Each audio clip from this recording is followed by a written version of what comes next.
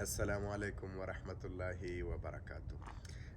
نن در سره د شکر باره کې یو نصیحت شیر کوم. داسې و پخوا په زمانو کې یو بادشاه و. هغې بادشاه خپل وزیر هغه دربار چې کوم مشر هغې ته شکایت وکړ چې زما نوکران مانه ډېر زیات خوشحاله دي او زه یعنې په بادشاهۍ کې هم دومره خوشحاله نه یم لکه دوی چې پرسکونه ژوند تېروي، نه یې غم شته نه اندېښنې شته او نه د دوی په مخ کوم خفګان ښکاري.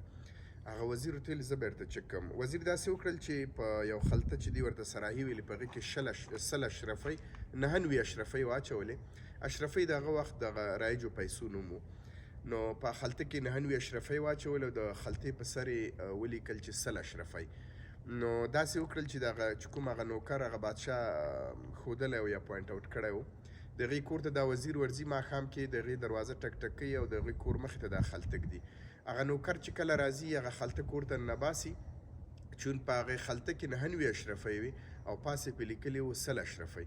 نو هغه نوکر لږ وخت کور کې وخت تېروي او بیا بیرون راوځي، دا کوڅه ګوري، د کور مخه ګوري، بیا بالاخره د هغه نوکر ښځه راوځي، بیا اولادونه راوځي. په ټوله ورځ یا شپې چې تقریبا نیمې شپې نه زیات وخت تېرېږي او دوی دغه یوې اشرفۍ پسې ګرځي. په دې وخت کې دا وزیر چې دی چېرته ورته پټ دی، هغې دا غوږ نیولی چې دا نوکر خپلې ښځې اولادونو ته هم ډېر سخت په غوسه دی چې دومره بېکاره خلک یې چې یو اشرفۍ پسې ټوله شپه وګرځېد او پیدا مو نه کړل، تکړه شي.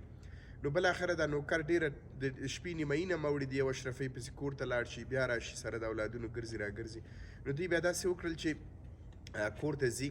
نو بیا سهار چې دا کوم دا نوکر بیا دربار ته راځي، چون ټوله شپه خوب نه دی کړی، په ټینشن کې شپه تېره کړې، ډېر پژمرده حالت کې راځي، سترګې هم پړسېدلې، بې خوبه دی، په تشویش کې ښکاري، ټینشن کې ښکاري. نو بادشاه ته د وزیر وویل چې ګوره دا د نوکر نن وګوره چې نوکر څنګه دی. بادشاه واقعا حیران شو چې دا نوکر خو رښتیا نن ډېر زیات پژمرده حالت کې راغلی، دا څه وجه ده؟ نو وزیر بادشاه ته ویل چې تاسو یې راوغواړئ او خپله ترې پوښتنه وکړئ. بالاخره دا نوکر راغواړي، نوکر نه پوښتنه کوي چې روزانه به خوشحاله وي، نن دې په مخ ډېر زیات خفګان او درد پروت دی، وجه څه ده؟ نو هغه نوکر دې ته وایي چې اول خو هغه حل نه وایي، بیا چې کله هغه بادشاه ډېر زیات اصرار کوي نو دا نوکر ورته قصه کوي چې بېګا داسې زما د کور مخې ته یو خلطه وه، په هغې کې اشرفۍ وي، نو په هغه اشرفۍ ولیکلي وي 100 اشرفۍ او بالاخره په خلطه کې چې موږ وشمارله څو په سلګونو ځله مو شمارله بیا هم همدا 99 راتللې، بالاخره زه راووتله، اولادونه مو هغه ټوله قصه یې ورته وکړه. نو ټوله شپه موږ په تشویش کې تېره کړه چې دا یو اشرفۍ به چېرته غورځېدلې.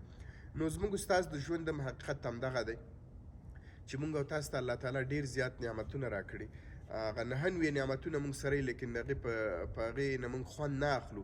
لیکن هغه یو نعمت چې هغه یوه اشرفۍ ده، هغه حقیقت کې شته هم نه دی، لیکن د هغې په تلاش کې موږ تاسو ټول عمر په خفګان کې تېروو، ټول عمر موږ په ټینشن کې تېروو، د هغې یوې اشرفۍ پسې ګرځو او د هغې یوې اشرفۍ په تلاش کې موږ نه دغه د 99 اشرفۍ یا 99 نعمتونه چې موږ ته الله تعالی راکړي دې ته زموږ فکر نه وي او د دې نه موږ خوند نه اخلو او دا ټول ژوند مو په همدې کې په تشویش، ټینشن، پژمردګۍ، په بېخوبۍ په حالت کې تېر کړی تر څو موږ هغه یو اشرفۍ ولټو چې هغه یو الوژن دی، چې هغه نه ښکاري، چې هغه حقیقت کې شته هم دی او که نه شته. بیا چې همداسې زموږ دغه 99 نعمتونه چې دي دې نه موږ سلو زړېږو، موږ باندې وخت تېرېږي. بیا د هغه نعمتونه چې موږ ته کوم الله تعالی راکړي، هغه نعمتونه چې الله تعالی ورکوي د هغه وخت سره مناسب وي، هغې نه موږ خوند نه اخلو، هغه نه موږ صحیح نه انجوی کوو او بیا په موږ وخت تېر شي، بیا وروسته ګورو او بیا د کاش او ارمان کوو لاسونه سره نوړو. نو په حقیقت کې باید موږ ته چې الله تعالی کوم نعمتونه راکړي د دې نه خوند واخلو. دا په همدغه وخت کې چې الله تعالی راکړي موږ د همدې نه خوند واخلو، د الله تعالی شکرانه ادا کړو او دغه یو نعمت چې موږ د هغې په تلاش کې په خیالاتو کې ګرځو، د هغې په تلاش کې نه سو. ډېره مننه، ښه ورځ ولرئ.